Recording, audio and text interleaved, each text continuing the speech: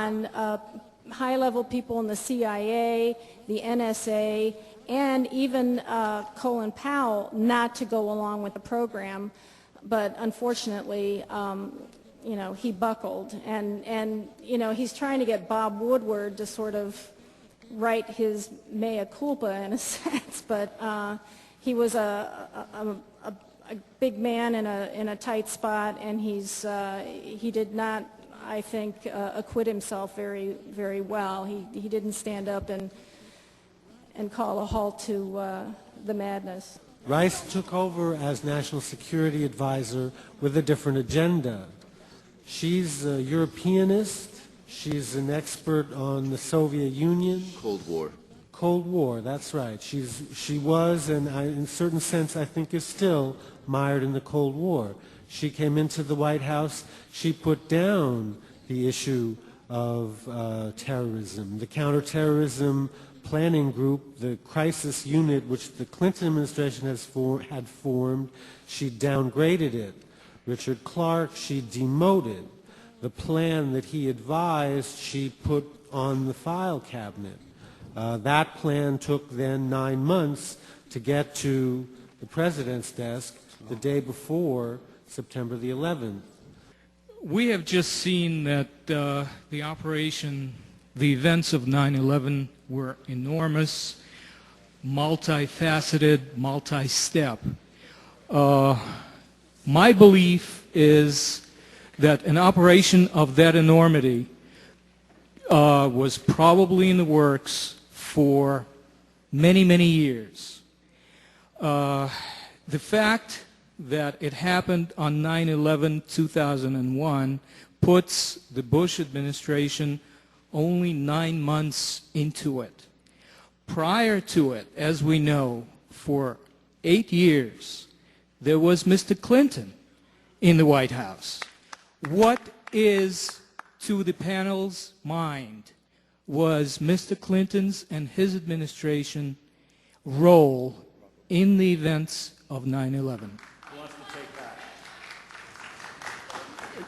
I would say that towards the end of the 1990s, you have the emergence of an oligarchical consensus that the entire U.S. ruling class, ruling elite, comes to see terrorism as the preferred means, indeed the only means, to provide social cohesion, to provide an enemy image for the society to keep it together. According to neocon theory from Carl Schmitt, you have to have an enemy image in order to have a society.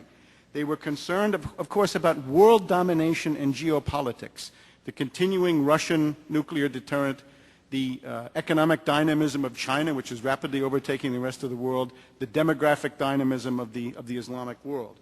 They were also concerned about the collapse of the monetary system, the fact that many countries are on the verge of dumping the dollar as a means of payment for oil, but also for many other things, for trade, and going to the euro or some other solution.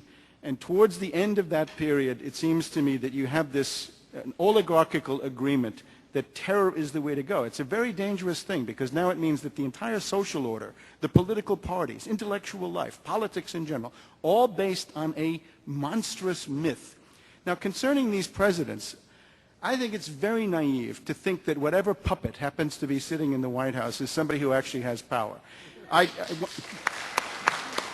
One of the things I try to do in my book, I try to give you a thumbnail sketch of the mental wrecks, the impaired people, let's say, severely impaired people who have been in the Oval Office. Generally, it took at least one nervous breakdown to qualify as president. Now, Clinton is simply a plausible face for this apparatus that's sitting there, and I think it's a mistake either with Clinton or with Bush. Although I think now with Bush in the more recent phase, it's more serious. You got to go back to the fact that these people are simply figureheads. Thank you, Webster. Next question. Thank you.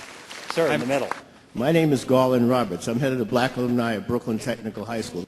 We were the first people on site with generators and everything else, and we met up with massive amounts of problems. We also were the people originally that were the third bidders on the emergency exit systems.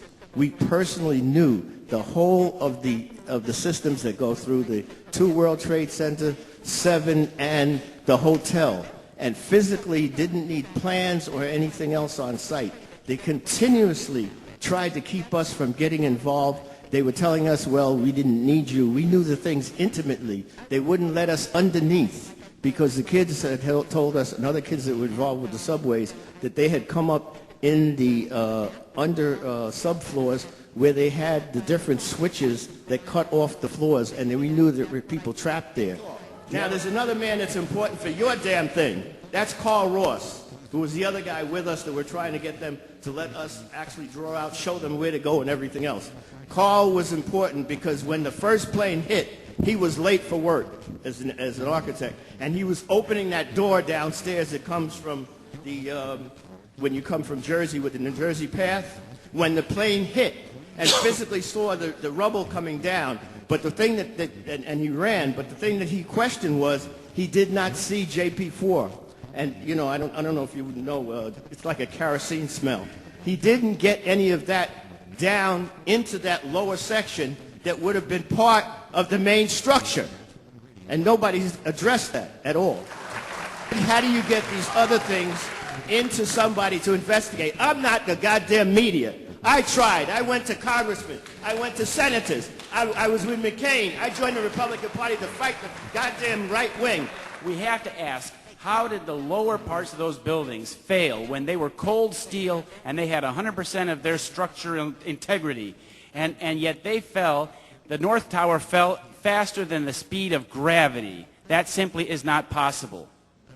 Alex Jones, the Road to Tyranny creator, said on his radio show through a Secret Service agent on Saturday, a week ago, the Secret Service agent testified that he and his fellow agents and his agency has known for years, plural, years, that the martial law in this country is supposed to be implemented starting November 1st.